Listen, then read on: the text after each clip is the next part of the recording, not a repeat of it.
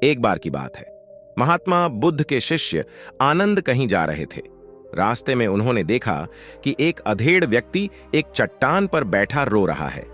वे उसके पास गए और बोले, क्या बात है वत्स, तुम कौन हो और क्यों रो रहे हो? आनंद की बात सुनकर उस व्यक्ति की सिसकियां थम गईं। वह अपने आंसुओं पोंछता हुआ बोला, मैं पास के गांव का रहने वाला एक बदनसीब व्यापारी हूं। मैं जो भी काम करता हूं वह बिगड़ जाता है। व्यापार के चक्कर में मैंने अपनी पत्नी के गहने गंवा दिए, मैंने अपने परिवार को भी खो दिया। लेकिन जैसे जैसे मुझे नुकसान होने लगा, मेरे परिवार वाले भी मुझसे दूर हो गए। मैं यह सब उनके लिए ही कर रहा था, लेकिन अब वे लोग मुझे देखकर नजरें फेर लेते हैं और मुझे ही मेरे परिवार की दुर्दशा का जिम्मेदार ठहराते हैं। उस व्यक्ति ने एक लंबी सी सांस ली और फिर बोला, मेरा एक मित्र है, उसने भी मेरे साथ अपना व्यापार शुरू किया था। उसका व्यापार अच्छा चल रहा है। वह जब भी मेरे घर आता है तो अपनी सफलता की कहानियां सुनाता है। उसकी बातें सुनकर मेरे घर वाले भी कहते हैं कि उसे देख और कुछ सीख। हमें तो लगता है कि तेरे वश का कुछ भी नहीं है। उन लोगों की बातें सुन सुनकर अब तो मुझे भी लगने लगा है कि शायद मेरे वश का कुछ भी नहीं है। अब तो मुझे अपना जीवन ही व्यर्थ लगने लगा है। मेरे मन में ख्याल आता है कि अपना जीवन समाप्त कर लूं। मैं यहां आया भी इसी इरादे से था, लेकिन हिम्मत नहीं कर पाया। इसीलिए यहां एकांत में बैठा विलाप कर रहा था। आनंद बोले, ओह, तो ये बात है। वैसे क्या तुम इसके अलावा कुछ और भी कहना चाहते हो? उनकी बात सुनकर वह व्यक्ति बोला, एक ओर मेरा हर काम खराब हो जाता है, दूसरी ओर मेरा मित्र है जो हर समय मुझे नीचा दिखाने का प्रयत्न करता रहता है। मुझे समझ में ही नहीं आता है कि मैं क्या करूं। आनंद बोले, क्या तुम अपने मित्र की बातें सुनकर दुखी हो जाते हो? हां, मैं उसकी बातें सुनकर स्वयं दुखी हो जाता हूं, उस व्यक्ति ने जवाब दिया। आनंद ने पूछा, तुम्हें किस बात का दुख होता है, अपने असफल होने का या फिर मित्र के सफल होने का? उनका सवाल सुनकर वह व्यक्ति एक पल के लिए सोच में पड़ गया। फिर वह बोला, अगर सच कहूं तो मुझे अपने असफल होने का उतना दुख नहीं होता है जितना कि मित्र के सफल होने का होता है। अर्थात यदि तुम्हारा मित्र असफल हो जाए तो तुम्हें खुशी होगी? आनंद ने प्रश्न किया। वह व्यक्ति बोला, हां, मुझे बहुत खुशी होगी। इसका मतलब है कि तुम्हारी खुशी तुम्हारे मित्र पर निर्भर है। आनंद बोले, अगर वह चाहे तो तुम्हें खुश कर सकता है और अगर वह चाहे तो तुम्हें दुखी कर सकता है। तुम स्वयं से न तो खुश हो सकते हो और न ही दुखी हो सकते हो। अर्थात तुम अपने मित्र के गुलाम हो गए हो, इसलिए तुम्हारा कुछ नहीं हो सकता। ऐसा न कहें महात्मन, उस व्यक्ति ने हाथ जोड़ दिए। आपकी बातें सुनकर मुझे कुछ आशा बंध रही है। आनंद बोले, जब हम किसी से आशा बांध लेते हैं तो उस पर निर्भर हो जाते हैं। ऐसे में हमारी खुशी और दुख भी उस पर निर्भर करने लगता है। इससे बेहतर है कि तुम अपने आप से आशा बांधो। जब तुम ऐसा करोगे, साथ ही पूरे जतन से काम करोगे, तो तुम्हें सफलता अवश्य प्राप्त होगी। कहते हुए आनंद ने एक पल के लिए उस व्यक्ति की ओर देखा, फिर अपनी बात आगे बढ़ाई। तुम्हें लगता है कि तुम्हारा मित्र तुम्हें दुखी करने आता है, पर अगर विचार करो तो वह बातें तो सच्ची ही कहता है।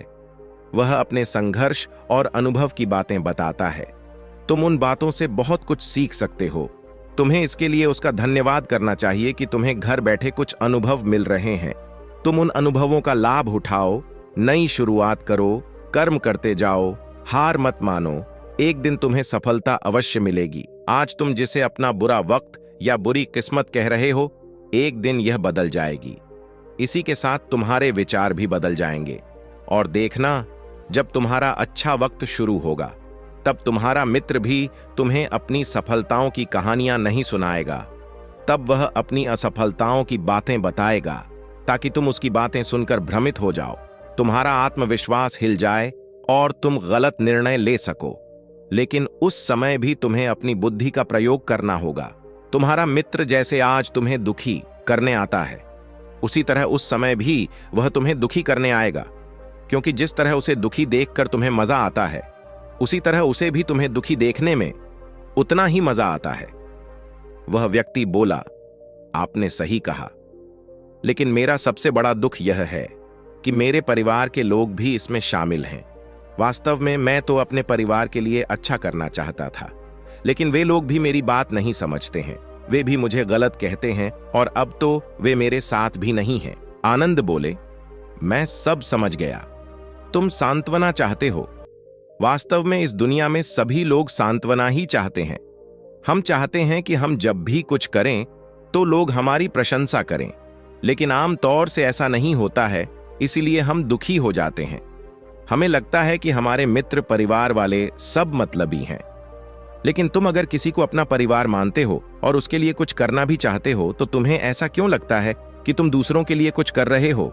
वास्तव में तुम अपनी खुशी के लिए कर रहे हो, इसलिए परिवार के लिए कुछ करना वास्तव में अपने लिए ही करना होता है। लेकिन अगर ऐसा करते समय तुम्हें लगता है कि तुम दूसरों के लिए कर रहे हो, तो तुम दुखी रहोगे, और अगर तुम्हें लगता है कि तुम अपने लिए कर रहे हो, तो तुम खुश रहोगे। क्योंकि जब तुम अपने लिए कुछ अच्छा करते हो या करना चाहते हो, तब तुम्हें सांत्वना की जरूरत नहीं पड़ती है। आनंद की बातें सुनकर उस व्यक्ति के चेहरे के भाव बदल गए। वह बोला, आप सही कह रहे हैं, मैं समझ गया हूं। अब तक मेरी किस्मत खराब इसलिए थी क्योंकि वह दूसरों के हाथ में थी। अब मैं अपनी किस्मत को अपने हाथ में रखूंगा। मैं फिर से प्रयत्न करूंगा, पूरे मन से काम करूंगा, और जब तक सफलता नहीं मिल जाती, चैन से नहीं बैठूंगा। उस व्यक्ति की बात सुनकर आनंद मुस्कुराए और उसे एक छोटी सी डिबिया देते हुए बोले, इस डिबिया को हमेशा अपने पास रखना। इसमें एक ऐसा राज है जो तुम्हें बड़े से बड़े आग से भी बाहर निकाल लेगा। लेकिन इसे तभी खोलना जब तुम्हारे जीवन में कोई रास्ता न सुझाई दे और तुम्हें लगे कि सब व्यर्थ है, यह दुनिया व्यर्थ है और यहां रहना भी व्यर्थ है। उस व्यक्ति ने आनंद को धन्यवाद दिया और डिबिया को लेकर चला गया। उसने नए उत्साह के साथ फिर से अपना व्यापार आरंभ किया। उसका व्यापार चल निकला। अपनी मेहनत और लगन के बल पर वह एक बड़ा व्यापारी बन गया। परिवार वाले भी उसके साथ आ गए और उसका जीवन हंसी खुशी बीतने लगा। अब वह भूतकाल का रोना छोड़ चुका था। वह भविष्यकाल की भी चिंता नहीं करता था, बस अपने वर्तमान को संवारने में लगा रहता था, और जो कुछ भी वह करता था वह अपने लिए करता था, अपनों के लिए करता था। इसीलिए वह प्रसन्न था। उसके जीवन में अब कोई दुख नहीं था।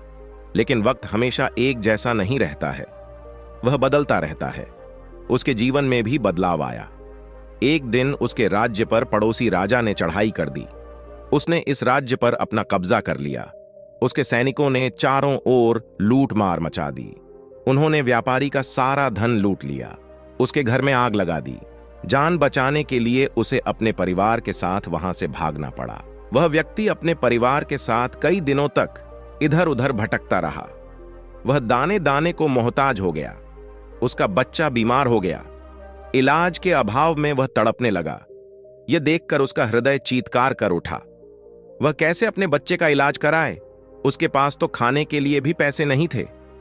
ऐसे में उसे एक बार फिर निराशा ने घेर लिया। उसे लगने लगा कि उसका जीवन व्यर्थ है, सारी दुनिया व्यर्थ है, किसी भी बात का कोई मतलब नहीं है। भले ही आप जीवन में कितना भी कुछ कर लो, कितनी भी सफलता हासिल कर लो, पर अंततः यह जीवन समाप्त ही होता है।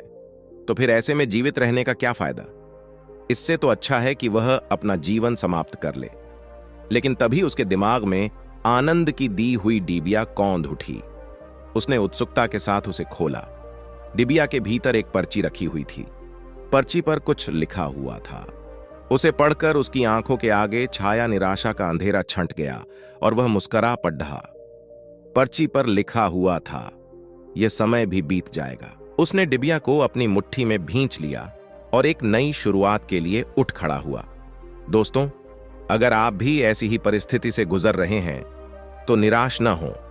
अपने अतीत पर शोक मत करें, न ही भविष्य की चिंता करें। अपने वर्तमान को जिएं और उसे बेहतर बनाने के लिए सच्चे मन से प्रयत्न करें। यकीन जानें, जल्दी ही आपकी किस्मत भी बदलने वाली है।